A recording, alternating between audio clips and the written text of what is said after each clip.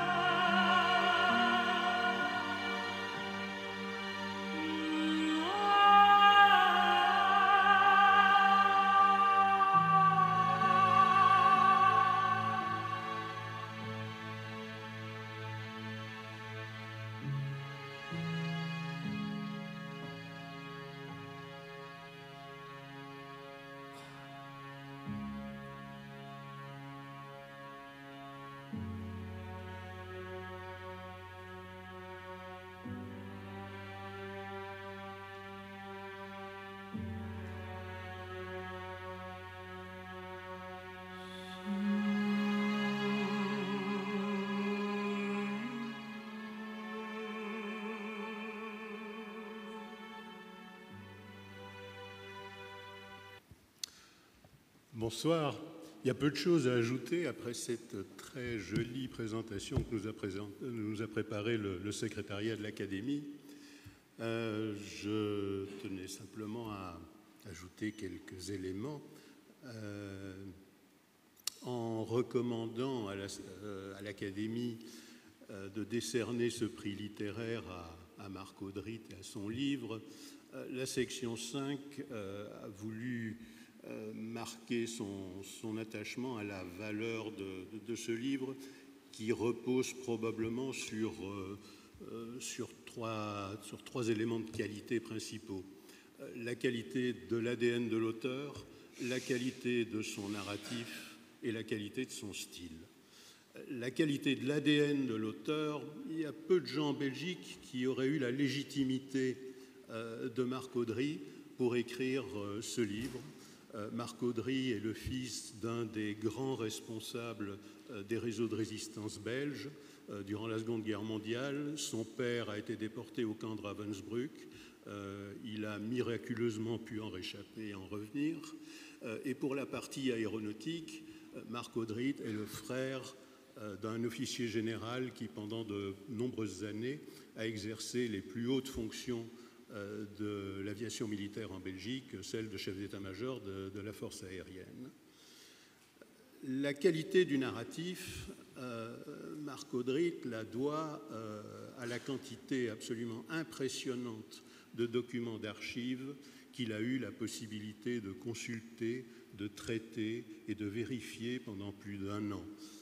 C'est la première fois que la famille de Célis-Longchamp a ouvert ses livres et ses documents à quelqu'un de l'extérieur, et son livre apportait vraiment des éléments d'information de valeur à ce récit.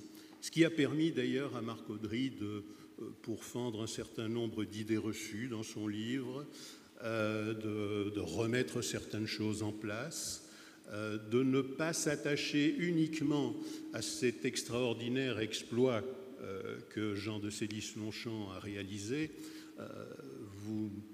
La plupart d'entre vous ne connaissent peut-être pas Bruxelles, vous connaissez Toulouse.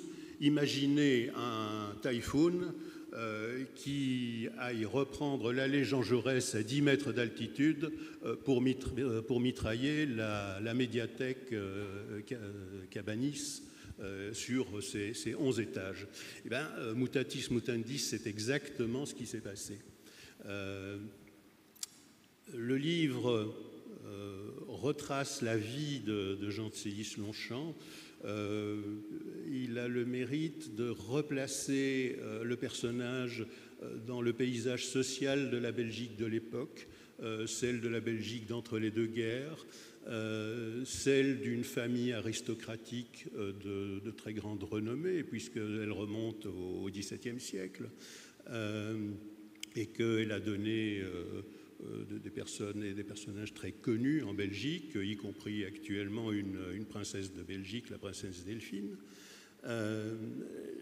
L'auteur explique les péripéties de la jeunesse de Jean de Célis-Longchamp, élève plutôt médiocre, au tempérament turbulent, mais qui, comme à l'époque dans toute bonne famille aristocratique, est allé embrasser le métier des armes parce que son père était militaire et parce que son grand-père était militaire, et que dans chaque famille, il y avait au moins un fils qui embrassait la carrière militaire.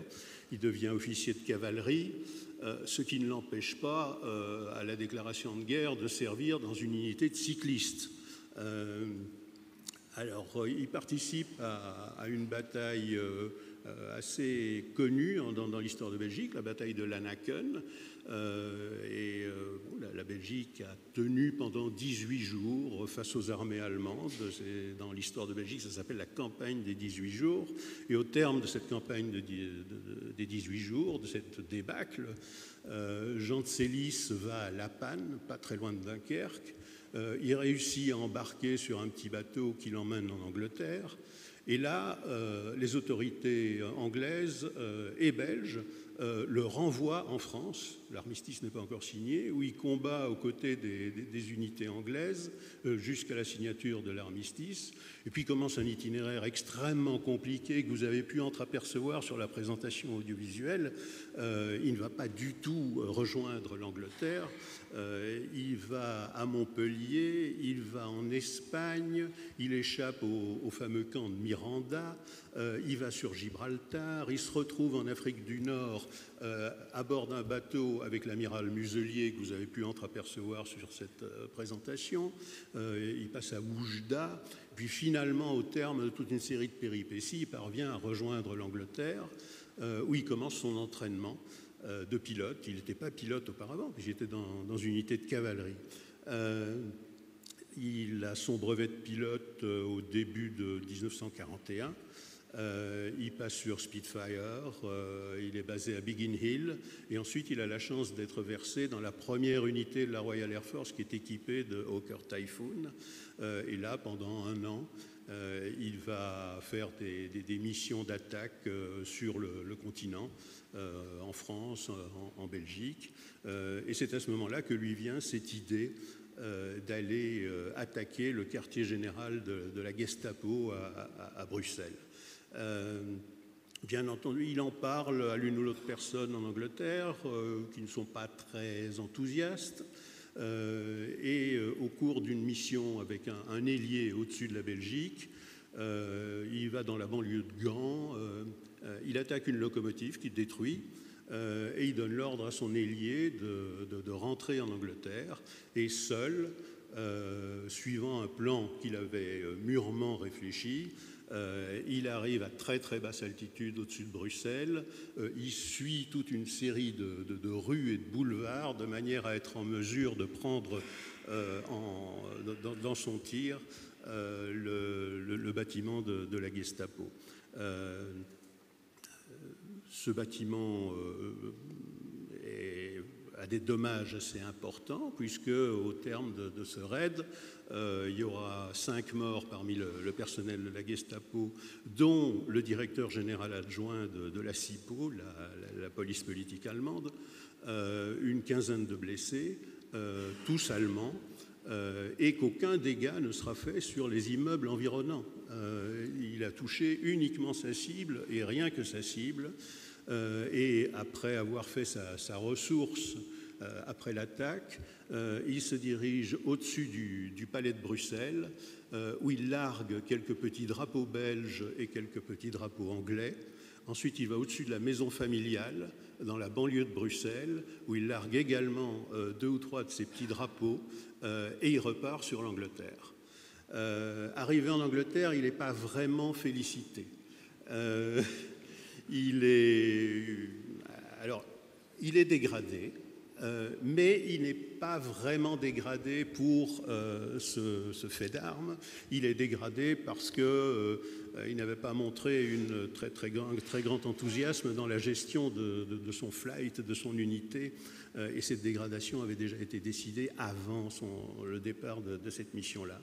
Mais simultanément, son acte a eu un tel impact sur l'opinion publique belge qui, pendant une quinzaine de jours, défile devant l'immeuble allemand détruit, que cet acte est repris dans les journaux clandestins qui paraissent régulièrement à Bruxelles, il est repris dans la presse britannique, et malgré cette dégradation, on lui décerne la Distinguished Flying Cross et la Croix de guerre belge. Il poursuit sa vie opérationnelle et malheureusement victime des problèmes structuraux du Hawker Typhoon, dont la queue avait la déplorable habitude de se casser lorsque l'avion était soumis à des efforts trop importants. Au cours d'une approche à Manston, cette queue se détache, l'avion s'écrase et Jean de Célis meurt et est enterré en Angleterre, où sa tombe se trouve toujours. Voilà. Et puis, troisième élément, c'est la qualité de son style qui a frappé la section 5 dans l'analyse des différents livres qu'elle a eu à connaître. Il s'agit d'un style simple, mais pas simpliste. Il s'agit d'un style très, très épuré, mais toujours passionnant, et qui, finalement, à la fin des 400 pages de ce volume vraiment important, ne donne qu'une seule envie au lecteur, c'est d'aller chez son libraire commander le dernier livre de Marc Audry, qui est consacré à Charles Goffin, un autre héros de l'aviation militaire belge, qui est le seul Belge à avoir jamais servi sous les cocardes de l'armée de l'air américaine pendant la guerre. Voilà. Et puis, dernier élément que la section 5 a retenu dans son choix, c'était le signal qu'elle voulait envoyer pour rappeler que finalement il y a une vie en dehors du monde de l'édition aéronautique française, que dans le reste du monde francophone, finalement fidèle à ce souci de positionnement européen de l'Académie que notre président a rappelé ce matin, la section 5 a voulu également souligner l'intérêt qu'il y avait à prendre en compte cette activité dans le monde de l'édition aéronautique hors de France. Je vous remercie.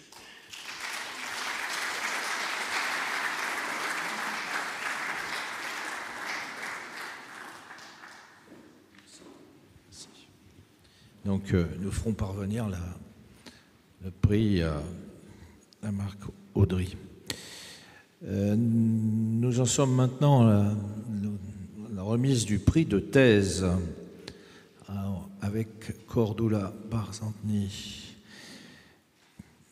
et M. Cyril Igor Grigoriev. Cordula va présenter votre travail, peut-être rappeler ce qu'est ce prix de thèse.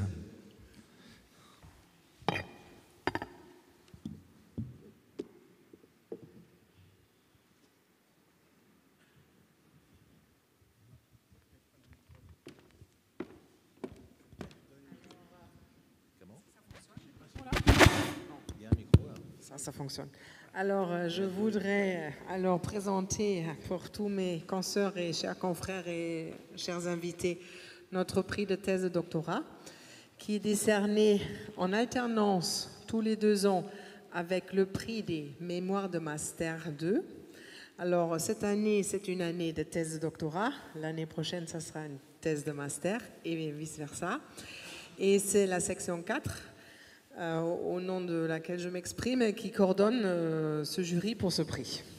Et alors, pour l'année académique 2021 à 2024, après les 4 années précédentes de l'année de prix, on a alors demandé aux universités à travers l'Europe de soumission sur tout ce qui concerne l'aéronautique et le spatial. Et on a finalement eu 4 thèses, dont 2 en droit et 2 en gestion, entre 300 et 459 pages. Alors, je ne vous cache pas que celui qui est la thèse de notre lauréat est parmi la plus synthétique. Voilà. Et alors, je veux d'abord évidemment remercier tous nos volontaires. Et j'ai fait appel pas que aux membres pour la relecture de ces thèses de la section 4, mais j'ai aussi fait appel à certains membres de la commission espace, puisqu'on a eu des thèmes du spatial aussi bien que du droit aérien. Et nominativement, je veux quand même remercier Manfred Mohr, Simone Forman, Tania Masson, Michel Braffman, Philippe Claire, Lucien Rapp et Gérard Fouillou, qui sont tous consoeurs et confrères. Et j'ai également fait appel à un de mes collègues professeurs qui est externe à notre académie, Victor dos Santos Paulino, qui fait partie de Toulouse Business School, de la chaire Sirius, qui est co-dirigée par notre confrère Lucien Rapp à Université Toulouse 1 et Victor dos Santos Paulino à Toulouse Business School, TBS Éducation. Et alors, avec 3 tournées, on a dû faire 3 tournées sur les 4 thèses, puisqu'il y avait quand même beaucoup de ex-aequo ou de quasi-ex-aequo. Et on a finalement, avec un plus grand nombre des évaluateurs volontaires, décidé qu'on va décerner le prix de thèse de doctorat de l'Académie de l'air et de l'espace 2024 à Cyril Igor Grigoriev pour son travail en droit aérien sur, et il a soumis cette thèse en anglais, The Regime for International Air Carrier Liability. To what extent has the envisaged uniformity of the 1999 Montreal Convention been achieved? En bon français, le régime de responsabilité des transporteurs aériens internationaux, dans quelle mesure l'uniformisation envisagée par la Convention de Montréal de 1999 a-t-elle été atteinte? La thèse a été soutenue le 17 novembre 2021 à l'Université de Leiden aux Pays-Bas. Et on a 2 professeurs qui ont fait co-tutelle pour cette thèse. On a eu le professeur Mendes de Leon de Leiden et aussi le professeur Correa de l'Université Paris-Saclay. Alors vous avez tout de suite compris, il a déjà, notre lauréat, un parcours assez franco-international, même s'il est d'origine belge, puisqu'il a fait, après son baccalauréat au lycée français de Bruxelles en 2000, un parcours d'études de droit avec un bachelor en droit à l'Université catholique de Louvain, Saint-Louis, Bruxelles, le master, la licence en droit à l'Université libre de Bruxelles, et ensuite était actif en tant que juriste dans des cabinets internationaux, surtout du côté aérien. Et il a finalement soutenu une thèse en 2021, fin 2021, à l'Université de Leiden, qui comprend également un petit résumé aussi en néerlandais, vu que les Belges sont au moins trilingues, voilà. Et alors, Cyril Ligor, il est aussi avocat au barreau de Bruxelles depuis 2006, est un ancien avocat aussi du barreau de Paris. Et en plus de sa pratique, évidemment, de juriste, il donne aussi des conférences, il intervient en tant que maître de conf et aussi en tant qu'enseignant dans des établissements d'enseignement supérieur, dans des séminaires universitaires, et également aussi il fait des séminaires pour les industriels. Il a pas mal publié déjà sur tout ce qui est le droit aérien. Et il est notamment un des contributeurs nommés au Code des transports belges depuis 2010. Et il est co-éditeur du premier ouvrage de droit en français sur le financement des aéronefs. Cet ouvrage est paru chez Brillant en 2017. Et alors, en ce qui concerne sa thèse, je pense que le titre est déjà bien explicite. Il travaille évidemment sur tous les fondamentaux juridiques, sur qu'est-ce qui fractionne et qu'est-ce qui peut unifier la Convention de Montréal. Et pour ceux qui ne se rappellent pas trop, ça concerne en fait tous les dédommagements des passagers aériens. Évidemment, sa thèse, elle conclut sur pas mal de suggestions, comment justement garder cette cohérence, avec notamment un annexe sur l'intelligence artificielle et l'utilisation de l'intelligence artificielle qui donne une grande actualité à cette thèse. Et je pense que c'est ça qui a fait pencher un peu notre choix pour décerner finalement le prix de thèse de cette année. Et alors, je peux peut-être aussi dire que ce qui a fait pencher le choix pour cette thèse, c'est aussi surtout cet apport concret aux industriels, notamment évidemment compagnies aériennes et transporteurs, sur des réflexions qui s'inscrivent dans la solution des défis du futur de l'écosystème aéronautique et d'aviation. Voilà, et alors j'ai honneur de décerner le prix de thèse de doctorat de 2024 de notre académie à Cyril Igor Grigoriev, et je félicite au nom de tout le jury.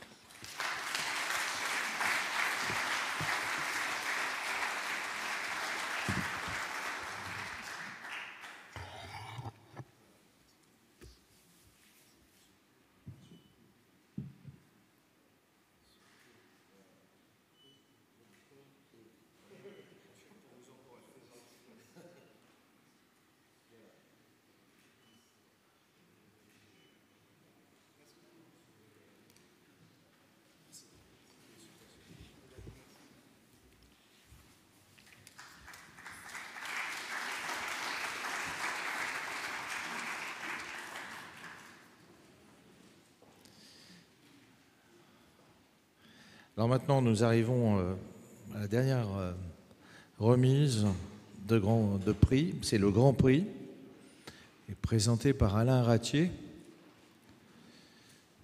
Et il est décerné à 4 personnes: Alain Dabas, Anders Elfving, Didier Morancet et Alessandro Dottavi, et qui ne peut pas être là. Donc ils seront 3 sur l'estrade. Bonsoir à tous.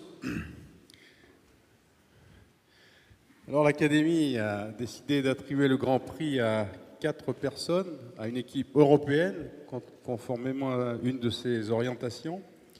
2 Français, mais un Suédois et un Italien qui malheureusement ne peut pas être avec nous aujourd'hui, pour leur contribution exceptionnelle à la mission Aeolus, qui est une première mondiale que je vais brièvement introduire avant de leur donner la parole pour qu'ils puissent expliquer leur contribution. Alors, qu'est-ce qu'Aeolus et quel a été le rôle de ces 4 personnes qui ne sont que 3 aujourd'hui? Aeolus, c'est le premier lidar Doppler spatial, c'est-à-dire que c'est une première aussi technologique. Les Américains ont eu des projets qu'ils ont dû abandonner pour arriver au même résultat, qui s'appelait LOWS. LOWS, c'était Lidar Atmospheric Wind Sounder. Ils travaillaient avec des lasers à état solide dans l'infrarouge. Ils ont dû renoncer. Et les Européens, après une longue prestation, un long cheminement, ont choisi de travailler avec un laser qui travaille dans l'ultraviolet, ce qui présente l'unique avantage de pouvoir mesurer l'effet Doppler non seulement sur les aérosols qui sont présents dans les basses couches de l'atmosphère et le sommet des nuages, mais aussi sur les molécules qui sont présentes sur toute la colonne d'atmosphère. Et c'est donc une première technologie très originale. Alors, quel a été le rôle des 4 personnes que nous avons choisi de distinguer? Je pourrais reprendre ce qu'a dit Daniel Hauser. C'est toujours difficile de distinguer des personnes dans un projet spatial parce que les contributions sont très nombreuses et se complètent.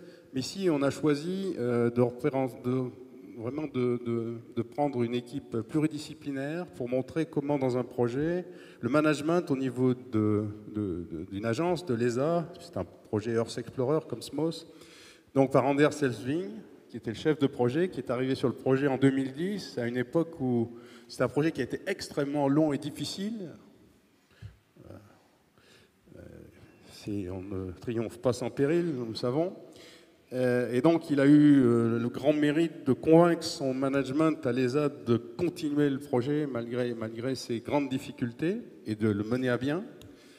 Et puis, donc ça, c'est l'agence. Ensuite, il y a eu l'industrie. D'abord, Didier Morancet, qui a passé beaucoup de temps sur ce projet et qui a fait des sacrifices. Je pense qu'il faut être conscient que les gens qui sont récompensés aujourd'hui, c'est aussi parce qu'ils ont eu quelquefois des contributions silencieuses, mais très longues et très difficiles. Donc, il était responsable de l'instrument. Alors, Alessandro Dottavi, donc ça c'est Airbus. Alessandro Dottavi de Leonardo, qui n'est pas là, était responsable du laser, donc le cœur technologique de la mission, qui a fait son succès et son originalité, dont on a pu tirer 100 millijoules, ce qui est quand même assez exceptionnel en fin de mission. Et puis, évidemment, il y a la composante scientifique, mais ici, ce que nous récompensons, c'est tout ce qui a été fait pour s'assurer que les données soient disponibles rapidement, de bonne qualité et en temps réel, de façon à ce qu'on puisse étudier l'impact sur la prévision météorologique de ces premières mesures du vent. Parce que c'est non seulement une première technologique, mais c'est une première au sens de la mesure, ce qui en observation de la Terre est rarissime. En fait, on va mesurer pour la première fois le profil, de façon directe, le profil du vent dans la troposphère. On ne l'a jamais fait. Alors les premières en observation de la Terre, c'est rare quand même, hein. Et pour un paramètre aussi essentiel que le vent, c'est important. Et c'était un petit peu le chaînon manquant dans les mesures de l'atmosphère météorologique. Voilà. Alors, ces mesures concernent en fait beaucoup de domaines de notre académie. C'est Air and Space, ben oui, c'est l'air et l'espace, vraiment. Et ce que vous voyez ici, c'est un profil une coupe donc, de mesure en profil vertical du vent faite par Eolus en mai 2020, où vous voyez le courant de jet, la coupe du courant de jet, son intensité, sa délimitation. Et ça, c'est très important pour la météorologie, parce qu'on sait que les ondulations du courant de jet vont déterminer la trajectoire et l'intensité, quelquefois, des grandes tempêtes. Mais c'est aussi très important pour l'aviation. Vous avez entendu un jour qu'un Airbus a été chronométré, si je puis dire, à plus de 1000 km/h par rapport au sol, parce qu'il était justement dans ce jet. Et toutes les analyses de changement climatique montrent que ce jet va monter un peu vers le nord, et on commence à comprendre qu'il va s'intensifier, ce qui était un peu contre-intuitif. Donc c'est aussi quelque chose qui concerne la partie aviation de notre académie. Et puis ça concerne aussi effectivement le changement climatique. Voilà. Donc je vais finir par ça, qui est en fait le point d'orgue. C'est-à-dire, comme les données ont été rapidement disponibles, on a pu, et en temps réel, elles ont pu être ingérées dans des modèles de prévision numérique du temps par au Centre européen à Reading d'abord, mais aussi à Météo France et à la NOAA et un peu partout. Et on a pu montrer qu'elles avaient un impact important. Alors c'est toujours, on parle de pourcents, hein, il ne faut pas raconter d'histoire, mais il y a beaucoup d'observations, mais 1% pour un système complètement nouveau, c'est très nouveau. En fait, on pense que c'est de l'ordre de 3%. Mais ce que vous voyez sur cette courbe est très intéressant parce que la plupart des sources d'observation ont un impact. Vous avez en bas l'échéance de prévision, 0, 2 jours, 4 jours, 6 jours, 8 jours. Le Centre européen va jusqu'à 8 jours. Météo France s'arrête à 4 avec des contraintes différentes. Mais vous voyez que l'impact ne se réduit pas rapidement en fonction de l'échéance de prévision, contrairement à beaucoup d'autres sources d'observation, alors de toutes pratiquement. Et donc, il y a un impact très original qui est durable en fonction de l'échéance de prévision. Et ça, ici, c'est le vent en altitude qu'on montre. Et donc cet impact très original et significatif a convaincu l'ESA et EUMETSAT d'engager l'étude et la phase de définition préliminaire d'un successeur, en fait d'une série de 2 satellites successeurs, pour transformer cet essai scientifique et préopérationnel remarquable. Et quand je dis préopérationnel, ce n'était pas une évidence, puisque c'était d'abord une expérience de démonstration de concept, donc on a été bien au-delà des résultats attendus, et donc pour avoir une série de 2 satellites opérationnels qui viendront donc compléter le système d'observation météorologique et inciter d'autres puissances spatiales à rajouter ce type de mission au niveau d'un système mondial coordonné par l'Organisation météorologique mondiale. Voilà, je vais m'arrêter là et je vais leur donner le plaisir de vous expliquer les difficultés et les défis qu'ils ont dû relever. Anders. Merci. Merci bien. Alain, excusez-moi, mais je continue en anglais parce que c'est moi pour moi. So, it's as always with a completely new technology area or application area, it's difficult. But here we were really world first. NASA and JAXA and others had tried, but failed. And we really wanted to succeed with this mission. And what is so difficult? We had to find a way to measure perpendicular to the orbit the wind speed in the resolution of 1 to 2 meters per second, using our own sun, the laser on board, emitting, of course, with the speed of light. So you need to detect with interferometric means a femtometer change in wavelengths, typically. So extremely high precision, but also you send out billions of photons and you collect a few hundred best case. So we had to have high energy. We had to work in UV because that's where the backscatter is strongest from the molecules in the atmosphere. That's why the sky is blue. These wavelengths are best reflecting. And that is very tough for optics. Those who are using optics, UV is very bad. You see it on your skin, but it's also very bad for optics coating. So we had to operate with very good coatings, but also we are, of course, in space, and we are typically in vacuum. And if you have any organic things which you have UV on, it ends up with carbonizing and black optics, which completely destroys your mission in a few hours. So we had to combine the super best quality in Europe capable of doing coatings with a small amount of oxygen that we continuously spilled into the optic system during the mission.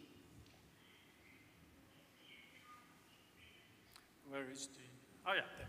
Thanks. So, of course, with a lot of technology development, we started with components, we come to equipment, and we finally went into an optical bench with the laser transmitter and the interferometric spectrometers you see to the left there. And then once we built together the instrument, a huge telescope to try to collect as many photons coming back as we could. 1.5 meter with the technology developed here in Toulouse, silicon carbon. And then back up on the middle there on top, you see the back of the instrument with huge heat pipe systems to transport away the heat generated to generate the laser. It's not very high efficiency of a laser, but most of it goes into space as heat. And then finally building the full satellite where they see the instrument on top and the so-called service module on the bottom with the 2 round things there looking to you is the oxygen tanks which we used to survive the mission for 5 years. Just a small about the laser. It is about 20 nanosecond pulse, 50 times a second for 5 years. So, and every time a pulse comes to the optics, it heats up to about 1500 degrees. So you can imagine the stress on the optics, and we had therefore to develop extremely high quality coatings and optics. Finally, with a team all over Europe and very dedicated people. We, of course, reached the final crescendo, which is the launch. And here you see the Vega launcher lifting off in August 18, with a very similar launcher as was launched yesterday with the Sentinel-1C spacecraft.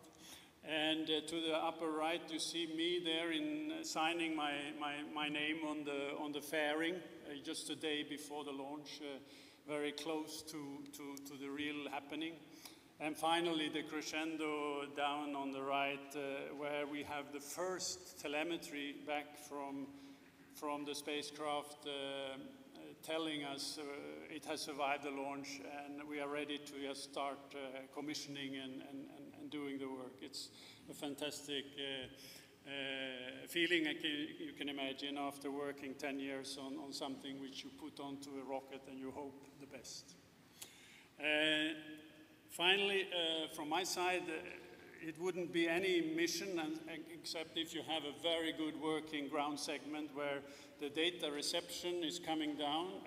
We took it down near the North Pole at Svalbard, because the orbit is polar and we pass over there 99 times of 100, so we could take the data there. And then in real time transported to Tromsø, Norway, where we process the first type of data, and then immediately to ECMWF, the common data processing system for all the weather forecasts, which then aggregated this data into their big 48-hour weather models. And that was quite unique for an explorer, because we usually have it more as a scientific understanding of the thing, but here we were nearly immediately able to generate operational data with this completely new technology. So thanks to a lot of teams working together, and I must say the real driver for me and for my team and for everybody was the enthusiasm and uniqueness of this with all the users, and also that we were first and nobody else had actually ever done this. So thank you very much.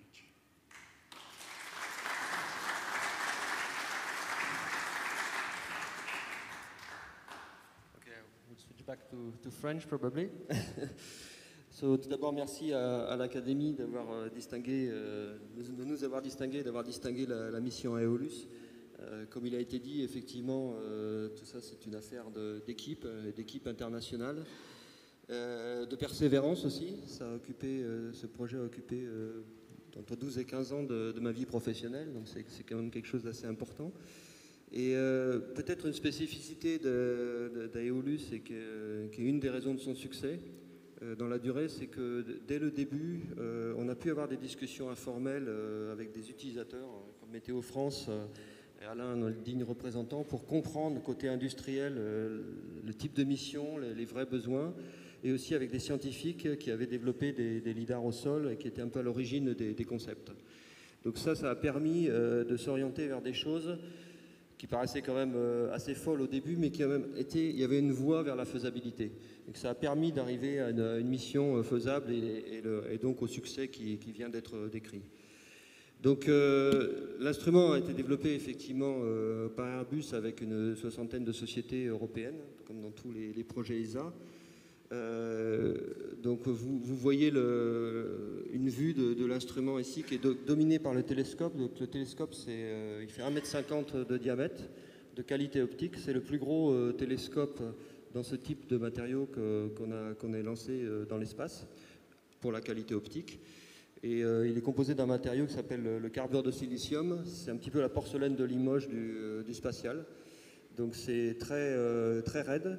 Donc ça permet de bien découpler au lancement des fréquences du lanceur, tout en ayant quelque chose de très léger. Donc on a pu faire un télescope de 1,50 m qui pèse seulement 70 kg. Et quand on fait la même chose avec du verre, il va peser quelques centaines de kilos au moins. Et au sol, il va peut-être peser plus d'1 tonne. Donc en fait, on a aussi une des clés du succès du projet, ça a été de mettre ensemble des compétences, des sociétés, dont j'ai parlé du volet de la collaboration avec les scientifiques, mais aussi des PME qui étaient très pointues dans leur domaine. Donc on a des industriels importants du spatial, mais on a aussi des PME plus petites qui ont travaillé sur le laser. On voit ici un récepteur. Donc en fait, le principe de mesure, c'est qu'on envoie le laser, on mesure sa fréquence à l'aller et on mesure sa fréquence au retour. Il faut des récepteurs très particuliers. Et là, ici, on voit un bloc de verre. En fait, il est assemblé sans rien, sans colle, etc. C'est par ce qu'on appelle l'adhérence moléculaire, avec des surfaces qui sont très bien polies. Vous voyez le télescope dont on a parlé. On a aussi développé un modèle de CCD très particulier, où on fait quasiment du comptage de photons au retour, c'est-à-dire on a un CCD alors très petit, parce qu'on n'a pas besoin de faire de l'imagerie, mais on a un CCD de qualité astronomique dans l'instrument. On a développé on a parlé aussi des couches minces. Donc, le projet a aussi été j'ai entendu parler tout à l'heure de la 350 avec des développements de recherche en parallèle sur les calculs de structure. Ici, on a fait un peu la même chose, c'est-à-dire qu'on a fait le développement et on a aussi fait de la recherche technologique sur des couches minces optiques et sur des processus de dépôt, de contamination, etc.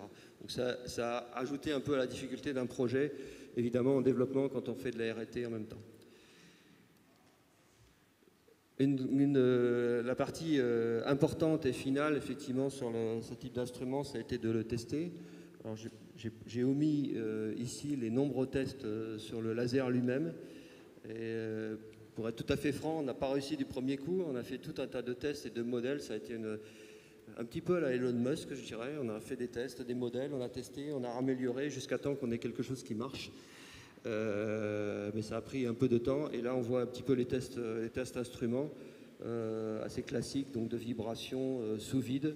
Un test particulier pour cette mission, c'est les tests de compatibilité électromagnétique.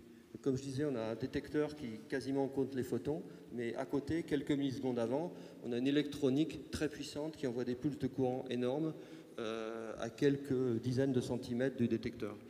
Donc tout ça, il faut l'isoler et ne pas avoir le détecteur qui est complètement ébloui quelques millisecondes après. Donc voilà un petit peu, j'en ai terminé pour la présentation instrument et je vais présenter le laser pour mon collègue d'Italie qui n'est pas là. Donc le prix est aussi décerné à Alessandro Dottavi qui a été l'ingénieur système de sous-système laser chez Leonardo. Donc le laser, c'est un système en soi. Ici, on voit la tête laser de puissance, mais j'ai aussi parlé de l'électronique de puissance, et aussi un petit laser continu, très fin, parce qu'on veut envoyer une raie très fine, très précise pour mesurer la vitesse du vent. Et donc c'est l'ensemble de ce sous-système. Lui, il a été l'ingénieur système de tout ce sous-système chez Leonardo, donc pendant toute la durée du projet. Donc il a fait encore plus long que moi, peut-être près de 20 ans, en comptant les phases de développement préliminaire.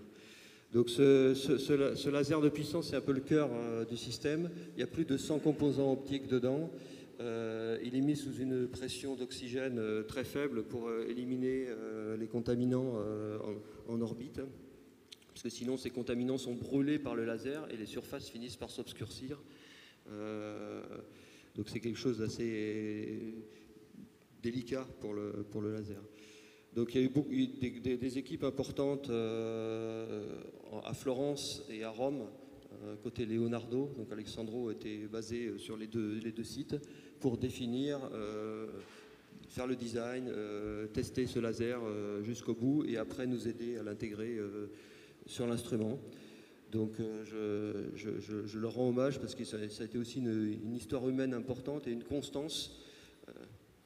On ne va pas se mentir, il y a eu des hauts et des bas, et dans les bas, il faut être capable de rebondir, et c'est humainement qu'on arrive à trouver les ressorts pour terminer cette mission. Je vais passer la parole peut-être à Alain.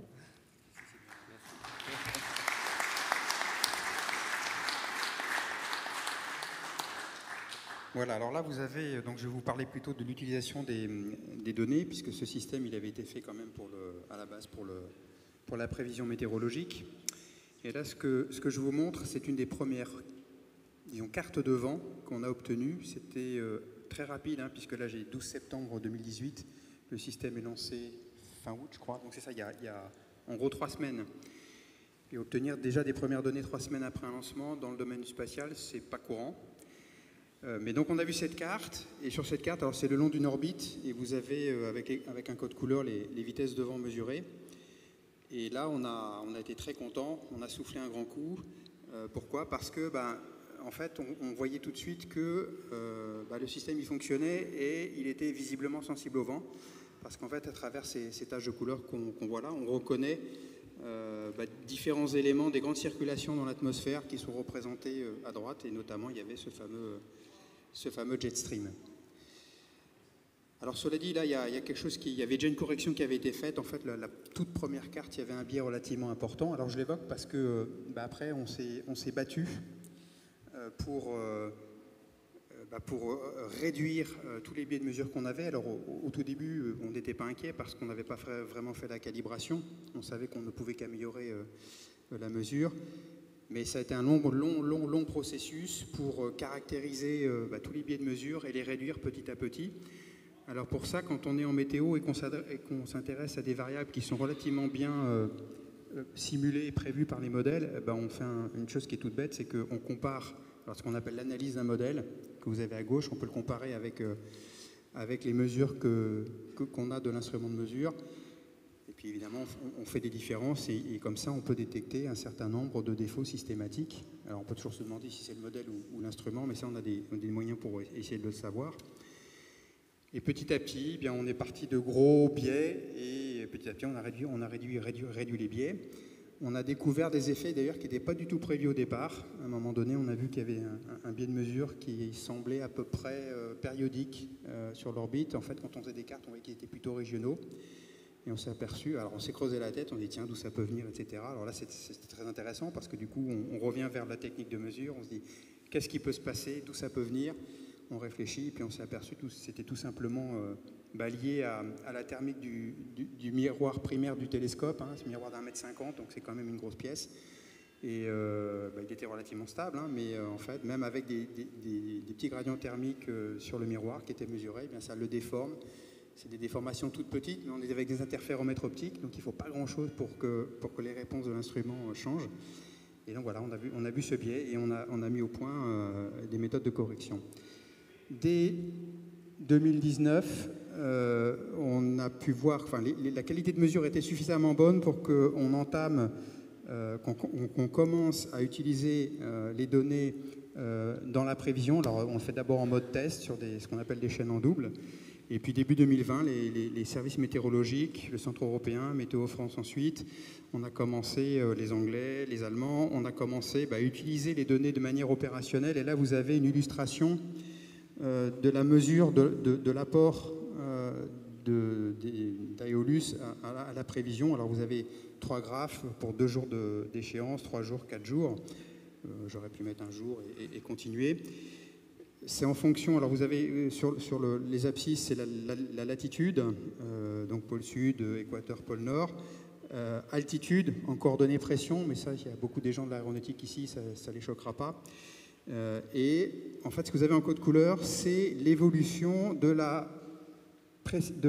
l'erreur, excusez-moi, l'évolution de l'erreur de mesure. Donc quand c'est bleu, c'est négatif, ça veut dire que vous réduisez l'erreur.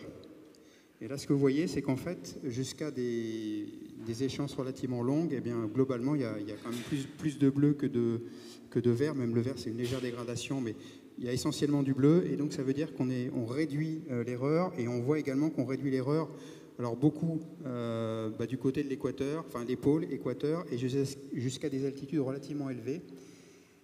Parce que Aeolus, comme il fonctionne dans l'UV, en fait, il pouvait faire des mesures de vent jusqu'à des altitudes relativement élevées. Enfin, c'était réglable, mais on faisait classiquement des mesures de vent jusqu'à plus de 20 km d'altitude. Et donc, ça donne des renseignements sur un endroit de l'atmosphère, haute troposphère, basse stratosphère, sous l'équateur, où il se passe des choses très intéressantes, notamment des cycles relativement longs, avec des impacts sur les altitudes moyennes, mais aussi on peut peut-être également sur des aspects climatiques, avec des effets qui peuvent également intervenir à plusieurs semaines à d'autres endroits. Et je crois que c'est tout. Voilà. Et donc globalement, voilà, la seule chose que je pourrais rajouter, c'est que À Aeolus, en fait, j'aurais pu montrer un graphique aussi, il y a des comparaisons de ce qu'apportent les différents systèmes d'observation à la prévision météorologique. Et Aeolus, en fait, pour les satellites, c'est le troisième corps, enfin c'était le troisième satellite qui apportait le plus aux prévisions météorologiques. D'où l'intérêt d'essayer d'avoir un Aeolus 2 d'ici 2030. Merci.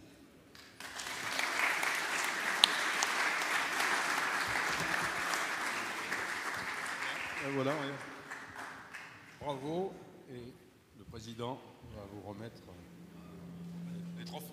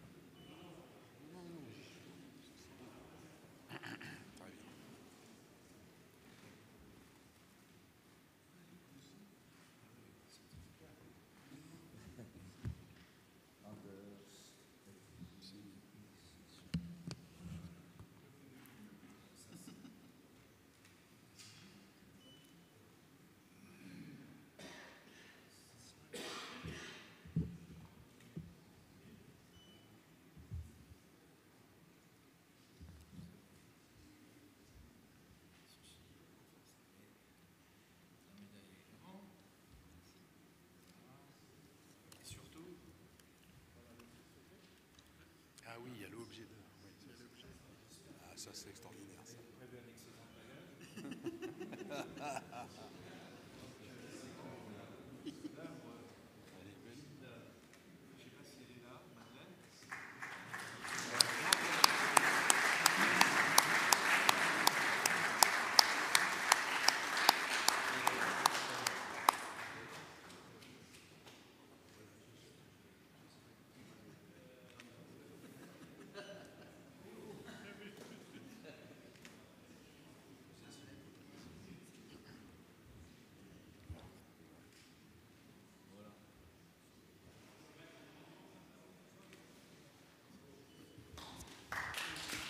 Donc, une fois encore, je voudrais remercier Madeleine Tesnas du Moncel, qui nous fait l'honneur et le plaisir, la gentillesse de nous remettre cette œuvre artistique chaque année pour le Grand Prix.